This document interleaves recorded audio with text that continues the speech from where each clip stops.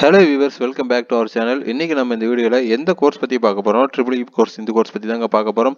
இந்த triple course பற்றி பார்க்குறதுக்கு முன்னாடி நீங்கள் நம்ம சேனலில் ஃபஸ்ட் டைம் பார்க்குற மாதிரி தான் மறக்காமல் சப்ஸ்கிரைப் பண்ணிக்கங்க. மறக்காமல் பெல் ஐக்கானையும் ப்ரெஸ் பண்ணிக்கங்க. அப்போ தான் எஜுகேஷன் ஓரியன்டாகவும் கோர்ஸ் ஓரியன்டாகவும் காலேஜ் ஓரியன்டாக நாங்கள் போடுற ஒவ்வொரு வீடியோவும் உங்களுக்கு நோட்டிஃபிகேஷனில் காட்டும். உங்களுக்கும் உங்களோட ஃப்ரெண்ட்ஸுக்கும் யூஸ்ஃபுல்லாகவும் இருக்கும். வாங்க வீடியோக்குள்ளே போகலாம். அதாவது இந்த கோர்ஸ் வந்து பார்த்தீங்கன்னா இது ஒரு இளங்கலை படிப்புன்னு சொல்லலாம். அதாவது இந்த கோர்ஸ் வந்து நம்ம 4 ஆண்டுகள் படிக்கிற மாதிரி இருக்கும். அதாவது 8 செமஸ்டர்களாக நம்ம தேர்வு எழுதுகிற மாதிரி இருக்கும். இதுக்கு வயது வரம்புன்னு பார்த்தீங்கன்னா 17லிருந்து 23 ஆண்டுகளுக்குள்ளே நம்ம இந்த கோர்ஸில் சேரலாம். தேவையான பாடங்கள்னு பார்த்தோம்னா நம்ம 11th 12th பார்த்தீங்கன்னா இயற்பியல், வேதியியல் மற்றும் கணிதம் கண்டிப்பாக எடுத்து படிச்சிருக்கணும். அதுலேயும் பார்த்தீங்கன்னா 50% மார்க் மேலே கண்டிப்பாக எடுத்துருக்கணும்.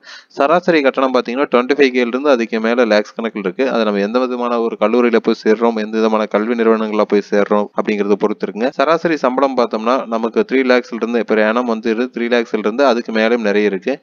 அதுவும் நம்ம எந்த விதமான ஒரு நிறுவனங்களில் போய் எந்த ஜாப் பொசிஷனில் போய் சேர்றோம் அப்படிங்கிறது இருக்குது. வேலை வாய்ப்புகள் வந்து எந்த மாதிரி இருக்கும் அப்படின்னு சொல்லிட்டு பார்த்தீங்கன்னா ஜாப் பொசிஷன்ஸ் மென்பொறியாளர், அதுக்கப்புறம் பார்த்தீங்கன்னா மூத்த பொறியாளர், அதுக்கப்புறம் பார்த்தீங்கன்னா மூத்த பொறியாளர், சிஸ்டம்ஸ் இன்ஜினியர், மென்பொருள் உருவாக்குனர், அப்புறம் மின் வடிவமைப்பு பொறியாளர், திட்ட பொறியாளர், சோதனை பொறியாளர்னு சொல்லிட்டு இன்னும் நிறைய ஜாப் வேகன்சிஸ் இருக்கு.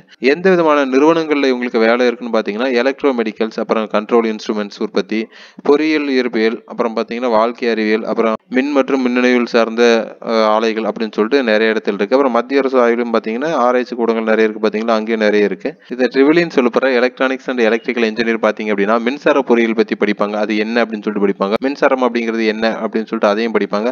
அப்புறம் மின்னணுவியல், அப்புறம் மின்காந்தவியல், இதை வந்து நம்ம பயன்படுத்தி எந்த விதமான உபகரணங்களை தயாரிக்கணும், எந்த விதமான சாதனங்கள், எந்த விதமான கருவிகள் நம்ம எப்படி தயாரிக்கிறோம், அந்த கருவிகள் சாதனங்களோட அமைப்புகளை வந்து நம்ம எப்படி ஆய்வு செய்யணும், அதை வந்து நம்ம எப்படி டிசைன் பண்ணணும், அதை எப்படி நம்ம வடிவமைக்கணும், அதை நம்ம பயன்பாடுக்கு எப்படி கொண்டு வரணும், பயன்படுத்துகிற பொருட்கள் கருவிகள் ஏதாவது ஒரு பழுதுனா அதை நம்ம எப்படி சரி செய்யணும் அப்படிங்கிறத பற்றி இந்த கோர்ஸில் நம்ம படிக்கிற மாதிரி இருக்கும். அதாவது மின்சாரத்தை பற்றியும் மின்னியல் பற்றியும் மின்காந்தத்தை பற்றியும் படிப்போம்.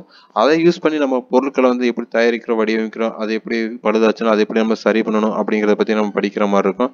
அது மட்டும் இல்லாமல் இந்த கோர்ஸில் வந்து பார்த்தீங்கன்னா முக்கியமாக மின்சாரம் சார்ந்த கருவிகள் இருக்குது பார்த்தீங்களா, அதில் வந்து இந்த உள்ள காயில், அதுக்கப்புறம் நிறைய விஷயங்கள் சொல்லுவாங்க பார்த்தீங்களா, அதை வந்து ஏதாவது பழுதாச்சுன்னா அதை எப்படி நம்ம மாற்றணும், அது உற்பத்தி பண்ணுற ஆலைகளில் வந்து அது புதுசாக தயார் பண்ணுறப்போ அதில் ஏதாச்சும் பழுதுகள் இருக்கா, அதை நம்ம எப்படி சரி செய்யணும். அது மட்டும் இல்லாமல் அந்த புதிய இதுங்களை வந்து நம்ம எப்படி அந்த புதிய கருவிகளை வந்து நம்ம எப்படி சோதனை செய்யணும், அது வந்து அதுக்கு கொடுக்கப்பட்ட இன்புட் அவுட்புட்லாம் கரெக்டாக கிடைக்குதா, வேல்டேஜ்னா என்ன, அம்மீட்டர்னா என்ன, அதுக்கப்புறம் இந்த மாதிரி விஷயங்கள், அப்புறம் மின்சாரத்தை நம்ம எப்படி அளக்கணும், அந்த மின்சாரங்களை நம்ம எப்படி பயன்படுத்தணும், நிறைய இவங்க படிக்கிற மாதிரி இருக்கும். இதுலேயே வந்து ஹையர் ஸ்டடி அப்படின்னு பார்த்தோம்னா எம்இ கூட நம்ம படிக்கலாங்க. அது மூலியமா வந்து பார்த்தீங்கன்னா எம்இ முடிச்சுட்டு நம்ம டீச்சிங் ஃபீல்ட்லேயே கூட காலேஜஸ், டிப்ளமோ காலேஜஸ்க்கோ அப்படி இல்லை பிஇ பை பிடெக் படிக்கிற காலேஜஸ்க்கோ வந்து நம்ம ஸ்டாஃப்ஸாக கூட போகலாம். இந்த உலகத்தில் நம்ம வந்து அத்தியாவசிய பொருட்கள்னு கருதப்படுற எல்லா விஷயங்களோட முக்கியமான ஒரு விஷயம் பார்த்தோம்னா நம்ம இந்த மின்சாரம்னு சொல்லலாம். ஃபியூச்சரில் ஒரு நல்ல ஸ்கோப் இருக்குன்னு சொல்லாங்க. ஏன்னா அந்த அளவுக்கு ஒரு இம்பார்ட்டன்டான கோர்ஸ். இதிலிருந்து பார்த்தீங்கன்னா நிறைய கிளைகள் பிரிஞ்சிருந்தாலும் இந்த கோர்ஸ் தான் வந்து ஒரு முக்கியமான கோர்ஸாக கருதப்படுது.